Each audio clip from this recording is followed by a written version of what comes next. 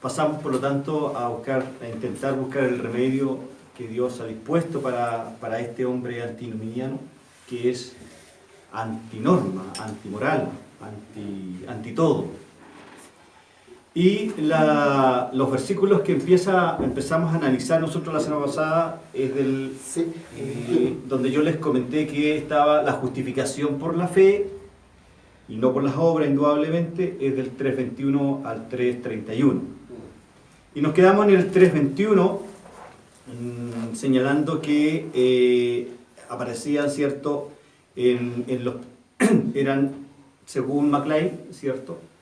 Si tuviéramos que sacar la Biblia o terminar la Biblia y nos dijeran qué sección de la Biblia es la que debemos dejar para poder entender tanto el Antiguo como el Nuevo, es 3.21 al 3.31.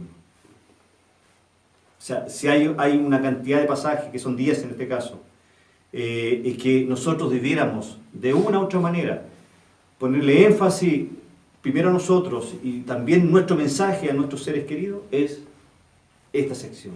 Y comparto plenamente con McLean, que es un gran teólogo que menciona la importancia de la justificación por la fe. Y en estos pasajes veíamos que la palabra justificación se repite 6 veces. En el 3.21, por ejemplo, ¿cierto? Dice: pero ahora, aparte de la ley, se ha manifestado la justicia. Primero, 1. En el 22 dice la justicia de Dios. 2. En el 24 dice siendo justificados. 3. En el 25 dice a quien Dios puso como propiciación, palabra que nos explicó en un minuto nuestro hermano Sergio, por medio de la fe en su sangre para manifestar su justicia. 5. ¿O 4? 4. Y en el 26 dice, por la mira de manifestar en este tiempo su justicia, a fin de que Él sea justo y el que justifica al que es de la fe de Jesús. Por lo tanto, para el apóstol Pablo, si en tan pocos versículos menciona tantas veces la palabra justificación, es porque quiere el Espíritu Santo que nosotros le pongamos atención a esa palabra. Pero antes de continuar, se me preguntó la semana pasada que qué es lo que era la ley. Y en ese sentido, porque hemos hablado mucho de que los judíos, ¿cierto?, se les entregó la ley, que tergiversaron la ley, que hicieron caso omiso en muchos aspectos de la ley, y los mensajes que se predican los días domingos, hablamos de la ley. ¿Pero qué es la ley? Para poder entender qué es la ley, es necesario que podamos analizarla de 2 perspectivas. La primera, de una perspectiva dispensacionalista, que es un tipo de teología que secciona la Biblia completa, los 69 libros, en 7 partes. Somos los llamados dispensacionalistas. Y, por lo tanto, estamos viviendo en el penúltimo periodo de esas 7 dispensaciones. ¿Perdón? ¿Serían como las 7 edades de la Biblia? ¿Perdón? ¿Son como las 7 edades? ¿Por qué no son? ¿Las 7 edades? No sé si es un sinónimo, pero... ¿Por qué se me bajó? Las 7 edades que usted habla pueden ser las 7 edades de la iglesia que están en las cartas de Apocalipsis, a las 7 iglesias que seguían 7 edades. Esa doctrina parece que es otra. Pero la dispensación, ¿cierto?, tiene que ver con 7 periodos en que un teólogo del siglo XVIII, XIX, no me recuerdo, se me apagó esto, dividió, ¿cierto?, en periodos de 7 años. No lo vamos a analizar, solamente sin saberlo. Nosotros somos dispensacionalistas. Sin saberlo no lo somos. Porque muchos decimos, desde que murió Jesús y resucitó y se fue al cielo, hasta que venga el rapto de la iglesia, estamos viviendo en el periodo de la gracia y nos dicen amén. Pero esa es una parte de estas 7 dispensaciones.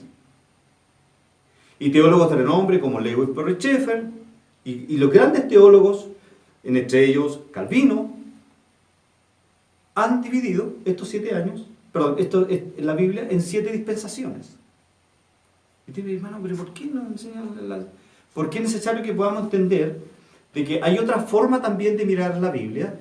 Y estamos hablando de los que miran la Biblia como los pactos. El primer pacto es el que hizo Dios con Abraham, y el segundo pacto es el que Dios hizo con la iglesia. Entonces, si lo miramos dependiendo del conocimiento que tengamos, es donde nosotros vamos a situar, donde nos vamos a situar nosotros en el tiempo y espacio. Y es necesario esto para que podamos entender cuál es la importancia de la ley. Y vamos a verlo por qué. Y vamos someramente a mencionar las 7 dispensaciones para que nosotros podamos entenderla y podamos de una manera más sencilla aclarar el concepto de la ley. Primero, está la dispensación de la inocencia, que es antes de la caída. Está la dispensación de la conciencia, cuando Adán, ¿cierto?, descubre que pecó, junto con su compañera. Está la conciencia del gobierno humano, desde Noé hasta Abraham, que es la dispensación de la promesa.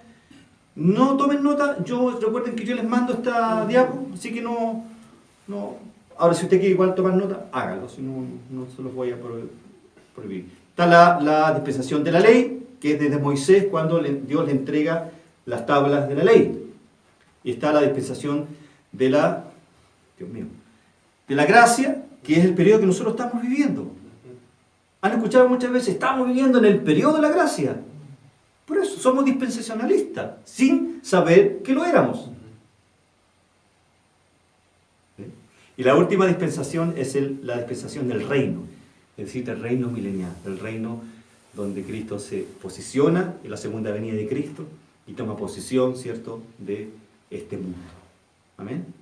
Y está, como les decía, la otra posición, que es la teoría del pacto, que es que Dios hace 2 pactos. El primero, el pacto que hace con Abraham, donde en Génesis capítulo 12, miras al cielo, la estrella, y así será tu descendencia. Y el pacto de la gracia. Por lo tanto, podemos, del punto de vista que lo miremos, es la interpretación que le vamos a dar a la ley, y por ende, si esta ley está vigente o no está vigente. Pues bien, Gálatas capítulo 2 del versículo 16 dice: sabiendo que el hombre no es justificado por las obras de la ley, sino por la fe de Jesucristo, nosotros también hemos creído en Jesucristo, para ser justificados por la fe de Cristo y no por las obras de la ley. Por cuanto por las obras de la ley nadie será justificado. Bueno, hermano, usted nos dice que nada será justificado por la ley, pero ¿por qué nos quiere enseñar respecto a la ley?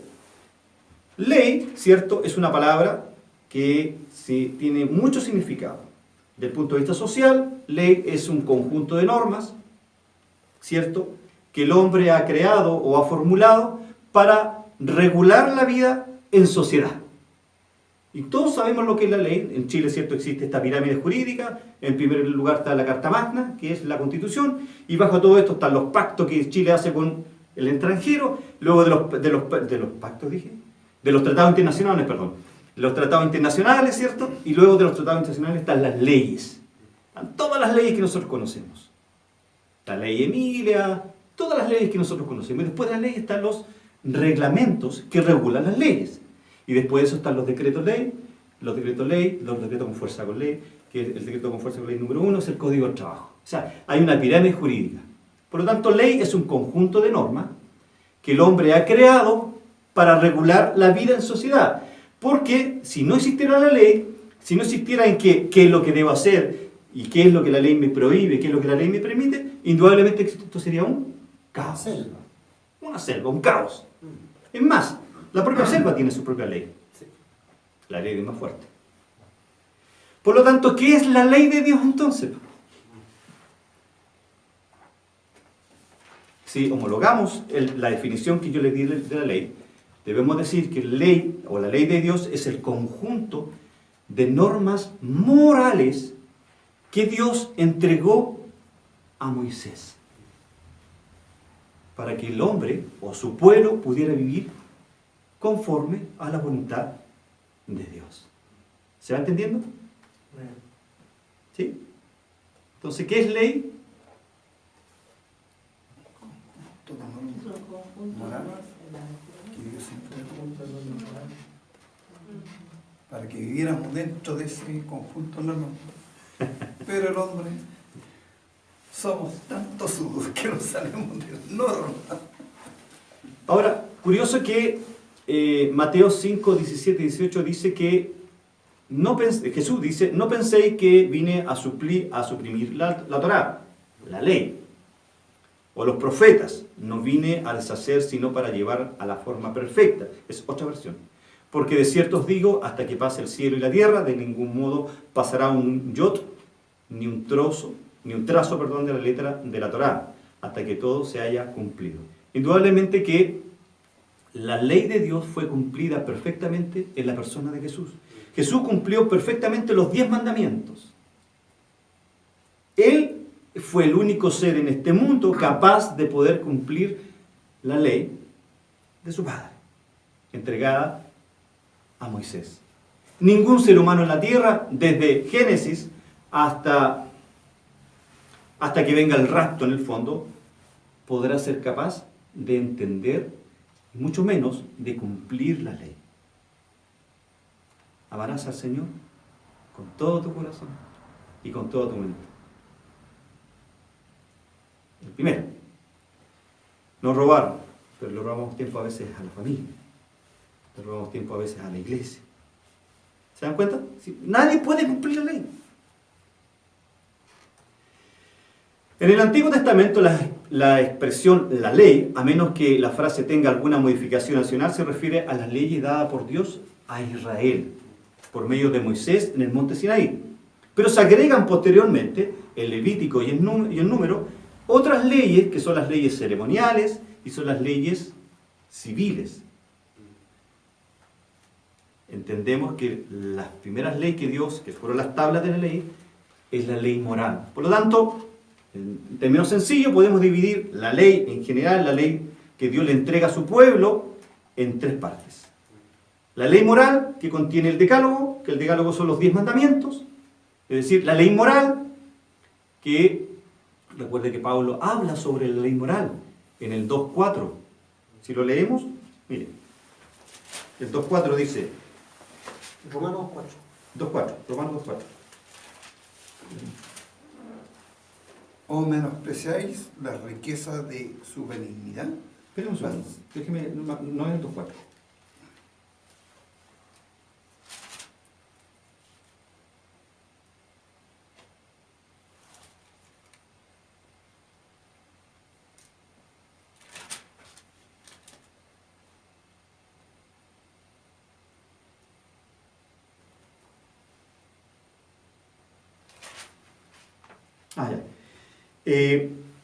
El 19 dice, o en el 1.19 dice, porque lo que de Dios se conoce le es manifiesto, pues Dios se lo manifestó, porque las cosas invisibles de Él, su eterno poder y deidad, se hacen claramente visibles de la creación del mundo, siendo entendidas por medio de las cosas hechas, de modo que no tienen excusa, pues habiendo conocido a Dios, no le glorificaron como a Dios, ni le dieron gracias, sino que se envanecieron en su razonamiento, y su necio corazón fue entenebrecido.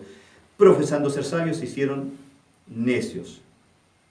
Hay otro versículo que es mucho más clarificador. Yo creo que está en el 4.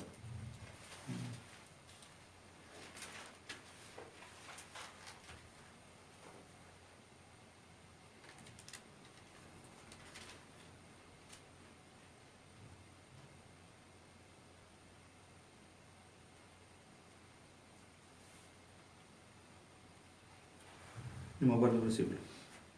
Bien, entonces decíamos que este conjunto de normas divinas dadas por Dios al pueblo de Israel lo podemos o debemos dividirlo en 3. Y vamos a ver el por qué. La ley moral es el decálogo, los 10 mandamientos, Éxodo capítulo número 20, y en Levíticos y Números están establecidas todas estas normas que, según los teólogos, son 613. ¿Se acuerdan que yo les dije la semana pasada? Eran 600 y algo, o 2000 y algo, creo que lo dije. pero no, son 613 mandamientos. Leyes. Bueno, artículos de la ley. Y esta ley, cierto, se divide en ley moral, los 10 mandamientos, ley ceremonial, cómo se debía usar el tabernáculo, cuál era la obligación que tenía el sacerdote, el sumo sacerdote, las características del efod, ¿cierto? Con sus 12 piedrecitas, cuántas veces tenía que entrar al lugar santísimo, todo lo que tenía que ver con las ceremonias estaba establecido en la ley ceremonial. Y la ley civil es, por ejemplo, lo que le explicaba la semana pasada, ¿cierto? Si había un hombre que pululaba en la noche, es decir, que eyaculaba sin saber y se daban cuenta, ¿cierto? Había que mandarlo fuera del campamento para que se purificara y toda su ropa había que quemarla. Esas leyes de características civiles. ¿Se va entendiendo? Entonces, ¿por qué les dije que era necesario que nosotros tengamos claro la visión teológica de ver la ley, o de ver la teología, de ver la Biblia? Ya tenemos claro que somos dispensacionalistas, porque estamos en el periodo de la gracia. No somos personas que creemos en la teología del pacto.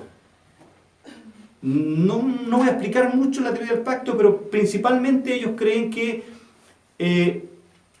no hay una división entre el pueblo de Israel y la iglesia. Ellos creen que la iglesia es una continuidad del pueblo de Israel. Pero evidentemente que hay una separación teológica de propósitos entre el pueblo de Israel y la iglesia. Por lo tanto, a mi juicio, no estaríamos dentro de este conjunto de creencias que es la teología del pacto. Nace al principio de... ¿Quiénes más o menos pueden...? No conozco. Mike Perman, por ejemplo, teoría del pacto, y muchos teólogos que veo en redes sociales. Está lleno de... ¿Por qué? Porque el aceptar la teoría del pacto significa que estos famosos que andan tocando el chofar, ellos, sin saberlo, son parte de la teología del pacto, porque se creen judíos. Pero aquí hay una separación, debe existir una separación. Diciendo esto, que no somos parte de esa teología del pacto, sino que somos dispensacionalistas, porque estamos en el periodo de la gracia, y lo repito, estos 613 mandamientos se dividen en 3. Mandamientos de la ley moral, de la ley ceremonial y de la ley civil. ¿Cuáles eran los 3 usos que la ley, o los propósitos que Dios tuvo a dar a la ley? El primero, restringir el pecado, indudablemente. La ley no puede cambiar el corazón del hombre, pero puede restringir el mal del injusto al justo.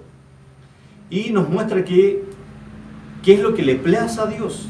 La ley es un reflejo del carácter de Dios, y cuando actuamos de acuerdo a ella, reflejamos el carácter de Dios. Por lo tanto, los 2 propósitos de la ley, ¿cierto? Es, primero, Pablo dice que nosotros tenemos conocimiento de lo que es pecado a través de la ley.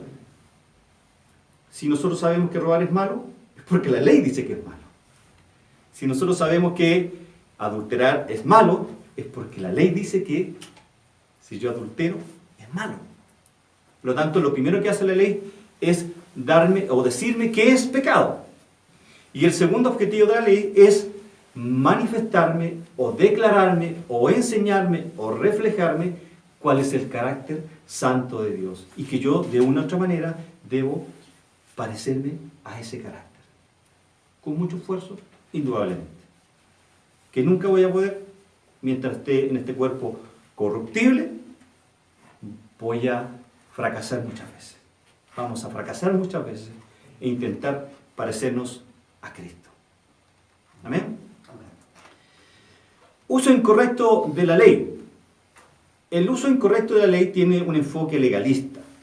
Hoy día, cierto, vemos que en muchas iglesias, sobre todo las iglesias pentecostales, se le da un uso tergiversado a la ley. ¿Por qué? Porque nosotros sabemos y hemos visto en clase, por lo menos en esta, en que la salvación no es por obras. ¿Cierto? ¿Está claro? La salvación no es por obra. Es decir, nada de lo que yo haga conforme a la ley me va a salvar. Ni tampoco todo lo que yo intente hacer en base a la ley me va a permanecer en mi salvación. ¿Me explico? Por lo tanto, hay una tendencia en las iglesias, muchas iglesias, de que la ley debe ser necesaria para que el hombre sea salvo y necesaria para que el hombre mantenga su salvación, y de ahí nace todo este concepto del arminianismo y del calvinismo. ¿Se va explicando? Sí. Por lo tanto, el 90% de nuestras iglesias en Chile, por un desconocimiento de la palabra en profundidad, son arminianos, sin saber que son arminianos. ¿Y quién es arminiano? Es un teólogo holandés, Jacobo Arminio, que postuló, él era discípulo de Juan Calvino. De hecho, él defendía, ¿cierto?, los principios de Calvino, pero un día, ¿cierto?, se puso a estudiar un poco más profundamente y dijo, no, en realidad la gracia no es eficaz, la gracia es común. ¿Qué significa? Que la gracia, para él, la gracia era para todos, que todos tenían la posibilidad de salvarse. Pero la gracia eficaz, ¿cierto?, la entendemos que surge su efecto, la gracia de Dios, en aquellos que Dios ha escogido desde antes de la fundación del mundo. Y las evidencias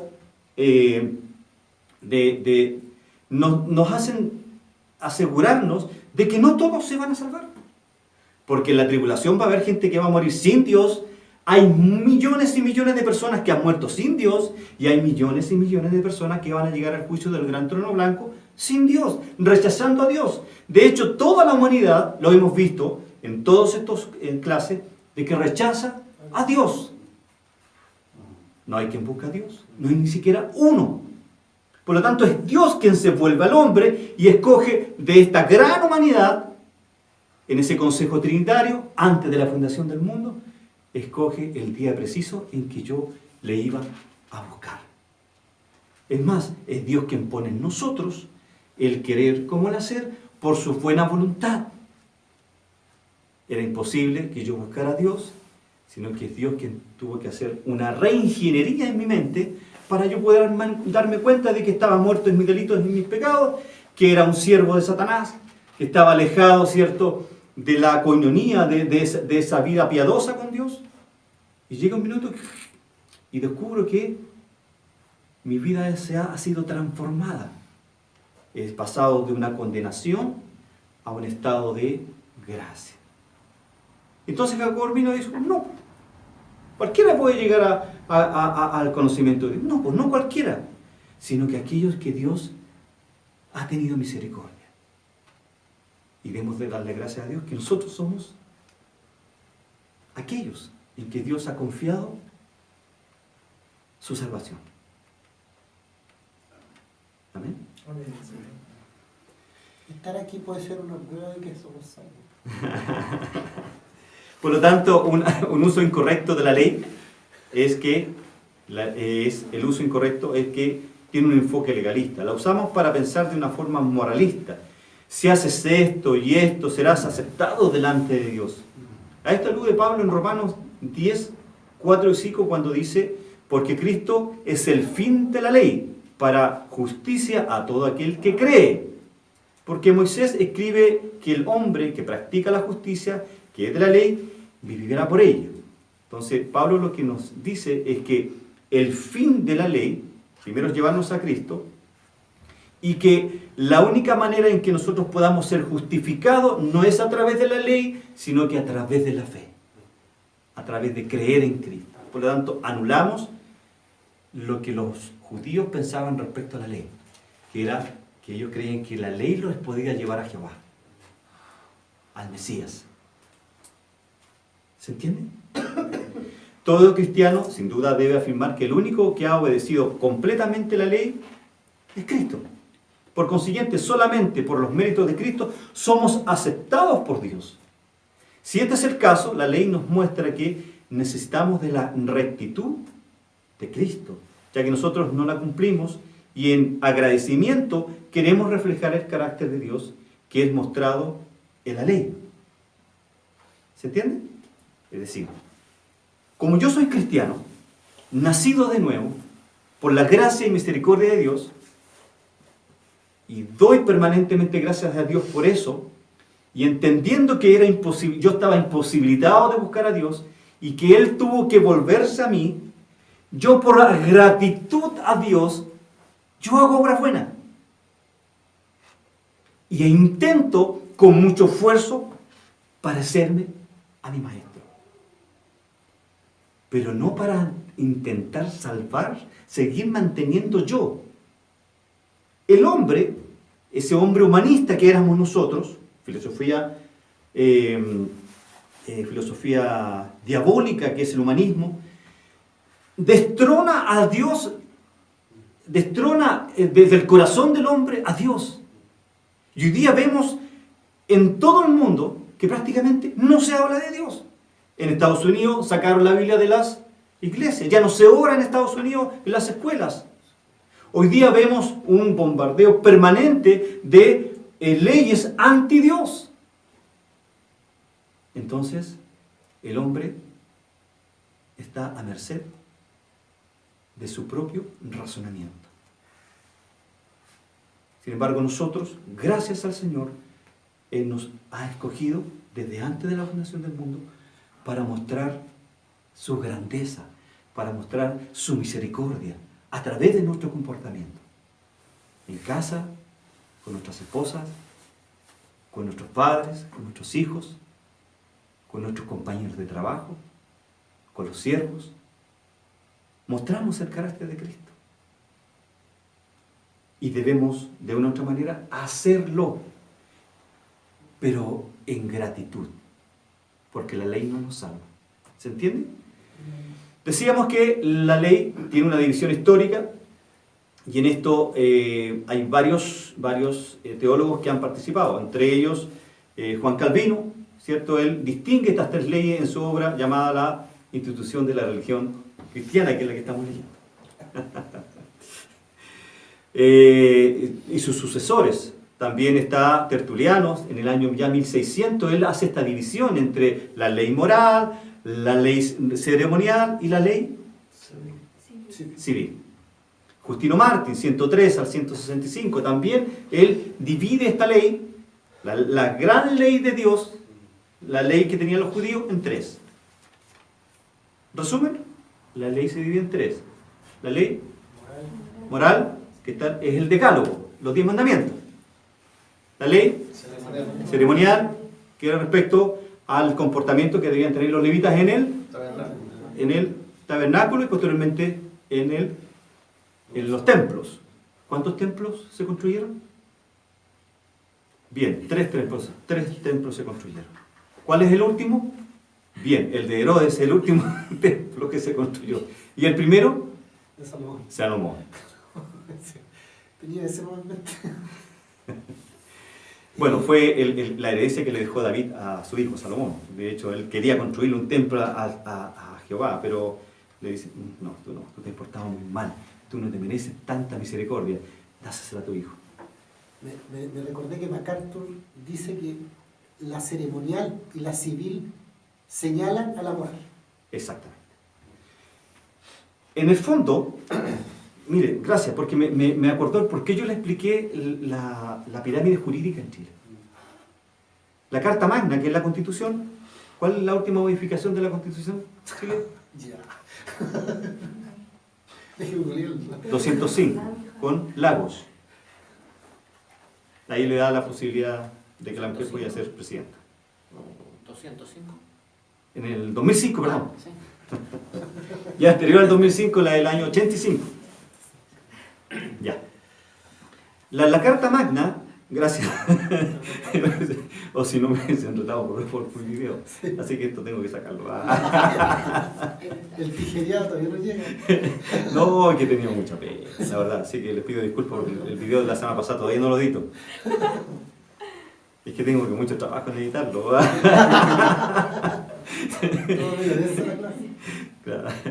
Bueno, el tema es que... ¿qué tal? Ya. En esta pirámide jurídica chilena y en muchas naciones del mundo que son republicanas, existe la Constitución como la norma máxima, es la Carta Magna. Por tanto, todas las demás, los tratados, las leyes, los decretos leyes, los reglamentos, las loces que son de los estudiantes, deben basarse en la Carta Magna. Es decir, ninguna ley puede estar en contra de lo que diga la Carta Magna.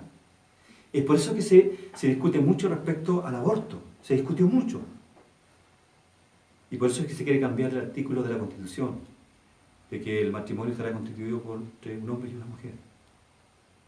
Entonces, por eso es que todavía no puede avanzar la ley del matrimonio igualitario, porque la Constitución dice lo contrario. Entonces, si hay una ley que va en contra, adivinen lo que va a hacer la derecha. La derecha va a ir al Tribunal Constitucional y va a declarar la ley de matrimonio igualitario anticonstitucional. Porque todo lo que esté en contra de la Constitución en el fondo está pasando a llevar la Carta Magna. Dado esta explicación, la ley moral de Dios es la Carta Magna. Las demás son leyes que tienen que estar en estrecha relación con la ley moral, tanto la ley civil como la ley ceremonial. ¿Se va entendiendo? San Agustín decía, por ejemplo, no codiciarás es un precepto moral, circuncidarás a todo varón al 8º día es un precepto simbólico. Y quería ver lo que decía Lewis Perry Schaeffer respecto a... Bueno, no lo voy a encontrar. Bueno, la ley ceremonial, los israelitas fueron el pueblo escogido de Dios desde la antigüedad, el pueblo por medio del cual Dios traería salvación del yugo del pecado y la maldad por medio del Mesías.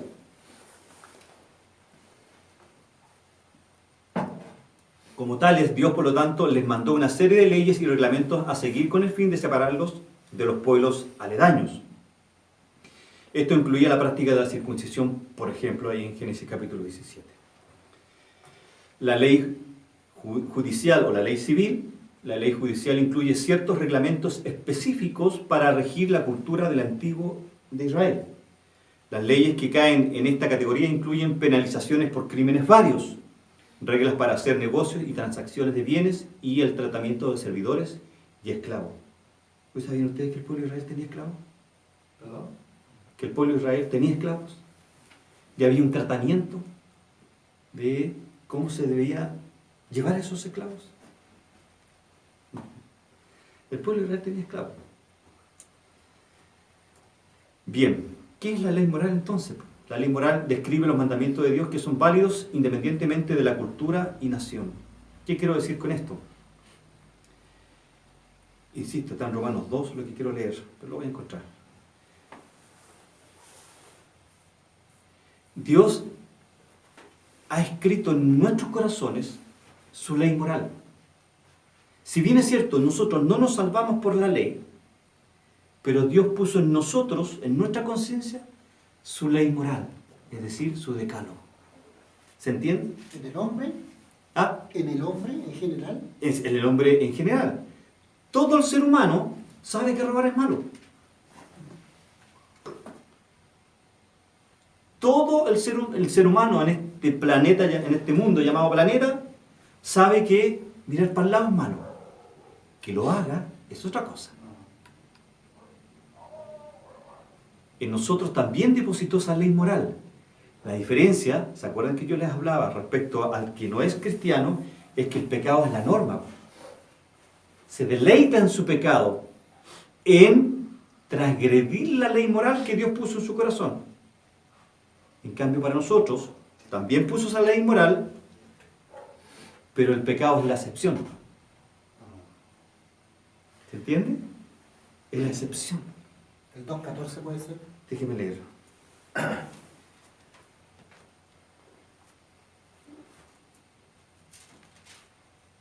No. Aquí está, el 15. Pero empieza en el 14. El contexto dice, el 2.14. Ahí está lo que quería leerles delante, no lo pude encontrar. Dice, porque cuando los gentiles que no tienen ley hacen por naturaleza lo que es de la ley, ¿se dan cuenta? Dice, porque cuando los gentiles que no tienen ley, es decir, no tenían la ley de Dios, es decir, la ley moral, hacen por naturaleza lo que es de la ley. Muchos de sus compañeros, de sus amigos, sin saber que hay una ley moral en sus corazones, la hacen. Porque no mienten, porque no roban, no matan. Son muy natural. Es natural que seamos así. ¿Se entiende?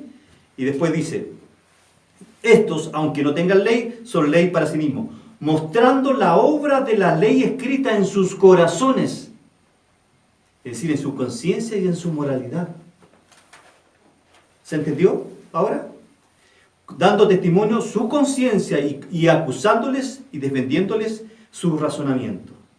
Ahí está, gracias pastor. No voy a encontrar ese versículo donde dice que el Dios puso en nosotros una ley moral, que el gentil, ¿cierto?, la cumple porque él considera de manera consciente de que robar es malo. Pero eso no le salva. Tampoco a mí me salva el haber no robado, no mentir, sino que a mí lo que me salvó, valga la redundancia, y lo hemos repetido varias veces, es que yo creí en Cristo. ¿Se entiende? Características de la ley, y con esto vamos terminando el tema de la ley, para en los minutos que nos quedan pasar a estudiar la justificación por la fe. ¿Amén? Primero que fue integral, la ley fue integral. La ley de Moisés fue integral, trató con todos los aspectos de la vida. Por algo Dios se las dio. Con todos los aspectos de la vida Dios trató con ellos. Proveyó el código religioso y moral de Israel. También contenía muchas regulaciones sobre los siguientes temas: la familia, la agricultura, no voy a dar los pasajes, pero están en las diapositivas, la economía, negocio, trabajo, el cuidado de los pobres, salud y salubridad, el sistema judicial, los impuestos, la conducta en la guerra, las relaciones con el pueblo que moraban, ¿cierto? La educación, las relaciones entre vecinos. Otra característica que la ley, sus reglamentos tocaron cada aspecto de la vida. Los israelitas habían de ver cada área de su vida como poseedora de una dimensión religiosa o espiritual. Otra característica, contenía promesas y bendiciones y advertencias de maldiciones. Es cosa de leer Deuteronomio, ¿no? Ahí está lleno de, si tú no haces esto, te pasa este otro. Si tú haces esto, te va a pasar este otro. O sea, está lleno de maldiciones y bendiciones también. Hay dos series de bendiciones y maldiciones en Levítico 26 y Deuteronomio 27 y 28. Pues las pueden leer en casa tranquilamente y si quieren saber más, ahí van a ustedes encontrar. El más famoso es Deuteronomio 28. ¿Perdón? El más famoso es Deuteronomio Sí. 28. Sí. Otra característica, que tuvieron un carácter nacional más que individual, es decir, la ley tenía un carácter más de nación, porque los israelitas tienen una conciencia de nación tan grande, sus tradiciones judías aún las mantienen después de 20 siglos. Nosotros nada, no saben ni siquiera bailar cueca. ¿De dónde nace el nombre Chile? ¿Ah? No era del pájaro, sino de cómo se llamaba el valle, o sino de cómo se llamaba el cacique.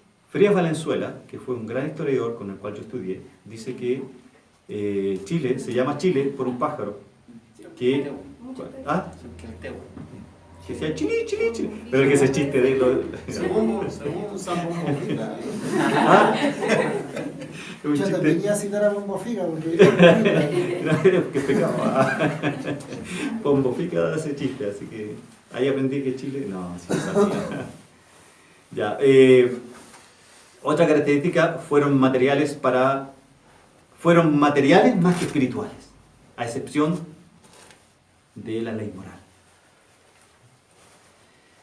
Otra característica, que fueron temporales y no eternas, a excepción de la ley moral que está puesta en nuestros corazones. ¿Y en qué versículo está? 2:14 y 15. No fueron eternas, sino que temporales. Y cesaron. ¿Ah? Cesaron esas dos leyes. Ese Exactamente. conjunto de leyes. Exactamente. La ley moral, perdón, la ley civil y la ley ceremonial cesaron. Cesaron.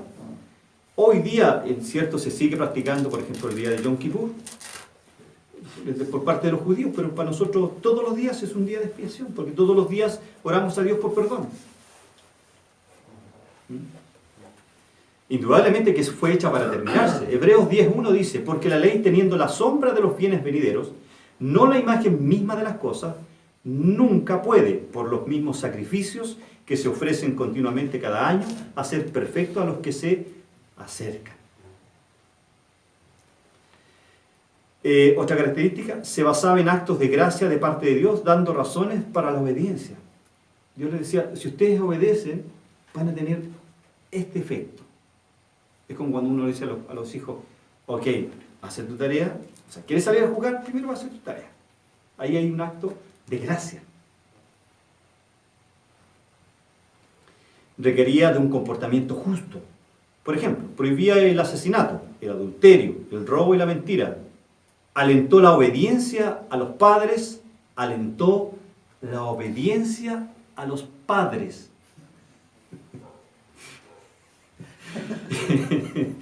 Y desalentó el divorcio, incrementando así la estabilidad familiar. Otra característica, regía los pensamientos y las actitudes. Los actos como el robo y el asesinato fueron declarados como indebidos. Sin embargo, al pueblo también se le enseñó a no odiar ni a guardar rencor contra el prójimo. Levítico 19:17. Valoraba la vida más que la propiedad. Para Dios era más importante la vida de su pueblo más que la tenencia de cosas. Prohibía la venganza personal, Éxodo 23. Protegía a los indefensos. Requería de justicia. En general, podría decir que hay una confusión, ¿ya? Y esto es simplemente porque no sabemos, primero, qué es la ley. Y porque le damos un objetivo de la ley, a la ley, que no lo tiene. Vuelvo a repetir, en su gran mayoría, las iglesias pentecostales en Chile y en el mundo entero le dan una gran importancia a la ley como si fuera el todo. Y cuando el todo es creer en Cristo. Le dan una importancia a que si yo no hago tal cosa, me voy a perder. Si yo pienso de manera distinta, me voy a perder. Si yo no perdono a mi hermano, me voy a perder. Si yo no diezmo, me voy a perder. Si yo hablo en contra de alguien, me voy a perder. ¿Se entiende? Y esta confusión tiene que ver con lo que yo les decía delante. En la apreciación, en la cosmovisión que nosotros tenemos respecto a la Biblia. Somos dispensacionalistas. Estamos viviendo el periodo de la gracia. Por eso que las misericordias de Dios son nuevas cada día. Porque cuando empiece el periodo del reino, las misericordias con la gente que quiere, porque va a haber gente inconversa también. Hasta que llegue, pasen 1000 años y llegue el juicio del gran trono blanco.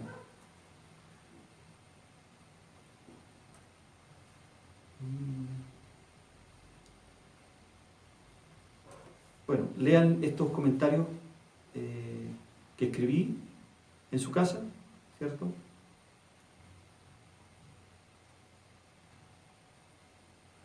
¿Cuántas leyes, cuántos reglamentos, perdón, estaban prescritos en la ley?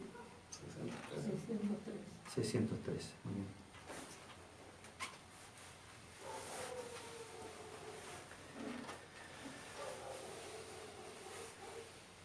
Ya. Esta es una razón del por qué el doctor Lewis Perry Chafer dijo que cualquiera que no hace sacrificios o adoración en el sábado es un dispensacionalista. Lo que dice Lewis Perry Chafer es que cualquiera que no basa su vida en la ley es un dispensacionalista y se separa de los que creen en el pacto, que la iglesia no es la iglesia, sino que es la continuidad de Israel. Porque evidentemente hay una separación. Disculpe, los adventistas, entonces ahí están. No, ellos son, primero que todo, son una secta. por las características de su teología. Los adventistas del séptimo día, ni hablar de los mormones. Te lo puedo decir, no es el minuto para hacerlo, pero sí los adventistas son... Yo he hablado con algunos, son personas muy buenas, pero lamentablemente creen que su salvación depende de lo que ellos hagan. Y le han enseñado así, que deben ganarse la salvación, y una vez que la obtuvieron, deben mantenerla. Eso creen los adventistas. Y para mantenerla, tiene que ser, ¿qué cosa? Hacer obra. Hacer obra. Cumplir la ley. Guardar el sábado. La ley decía que el día sábado yo tenía que estar sentadito en mi casa, sin hacer nada. Eso dice la ley. Y ellos creen que el día sábado es el día de reposo, ¿cierto? Y el día de reposo, el día domingo empezaba a las 6 de la tarde, a las 6 de la tarde es el día viernes, ¿ya? Así están divididos los días en el calendario hebreo. Por lo tanto, si usted ve a un adventista yendo a comprar el pan, o yendo a su templo el día sábado, ya está cayendo en un incumplimiento de la ley. Porque ellos creen, se juntan el día sábado, salen de su casa, de su lugar de refugio, y van al templo a adorar indudablemente a Dios. Pero ya el solo hecho de salir de su casa está incumpliendo la ley. Porque la ley decía que yo debía estar en mi casita sin hacer nada. Inclusive sin comer.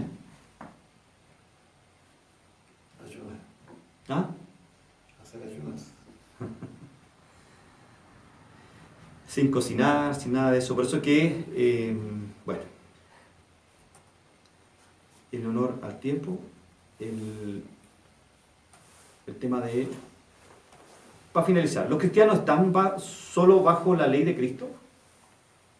Solo hay tres opciones. Vuelvo a repetir. Nosotros, los cristianos, ¿estamos solo bajo la ley de Cristo? Bueno, la ley de Cristo es la gracia. Yo no necesito explicar lo que es la ley de Cristo. Es la gracia. Es todo este sacrificio expiatorio que hizo Cristo. Nosotros estamos disfrutando la ley de Cristo. ¿Se entendió? ¿Sí? Por lo tanto, ¿los cristianos están solo bajo la ley de Cristo? Es decir, solo bajo la gracia. No. Recuerden que el que dejó de surgir efecto es la ley civil y la ley ceremonial. Pero la ley moral, conforme a 2.14, fue puesta en nuestros corazones al momento de nacer. ¿Se entiende? La ley moral prevalece. Indudablemente, es la carta magna para nosotros. Y por eso que, de una u otra manera, nosotros debemos cumplir la ley moral por gratitud, y la cumplimos a diario, porque en nosotros hay una conciencia mayor sobre el pecado. Porque sabemos que si pecamos, ofendemos a Dios. Sabemos que si no hacemos la voluntad de Dios, de una u otra manera vamos a tener consecuencias. ¿Se acuerdan? 1 Corintios 3, 11. ¿Cuál es la primera consecuencia del pecado? Muerte. No, pues es la tercera. Hay algunos que están enfermos entre vosotros. Enfermos, Otros están deprimidos. Y otros duermen. Esa es la consecuencia del pecado en el creyente.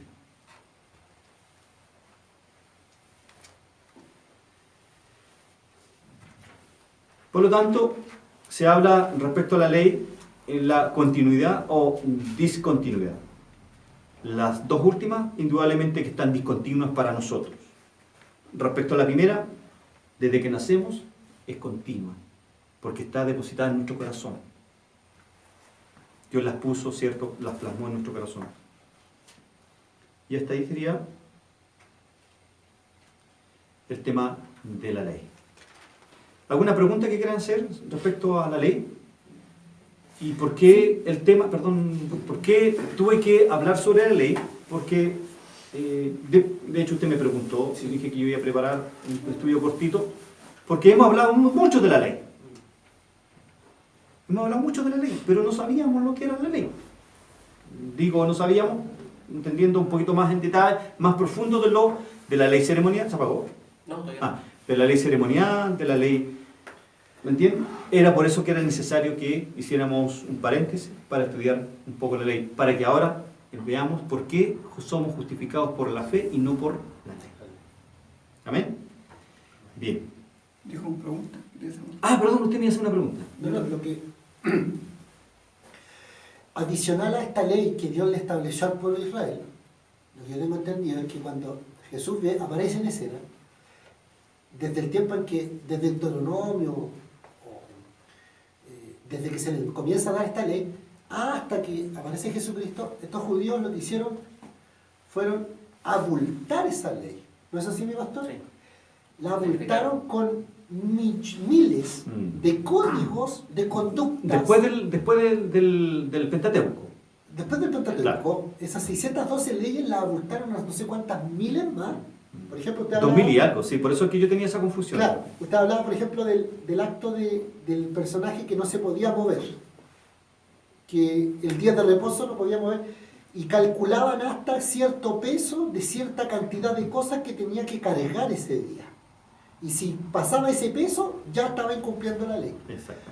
Entonces, cuando Jesús aparece en escena, les rebate ese aspecto de la ley que ellos tenían, que esa era la ley, toda esa artimaña que inventaron en base a la ley que Dios le dio. Ellos inventaron todo el resto de leyes chicas, códigos y cosas para...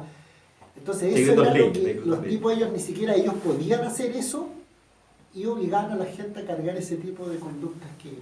Entonces, la ley la invalidaban por las tradiciones. Ese término también lo usaba, las tradiciones. Sí.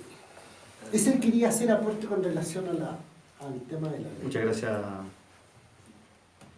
Entonces vamos a ver ahora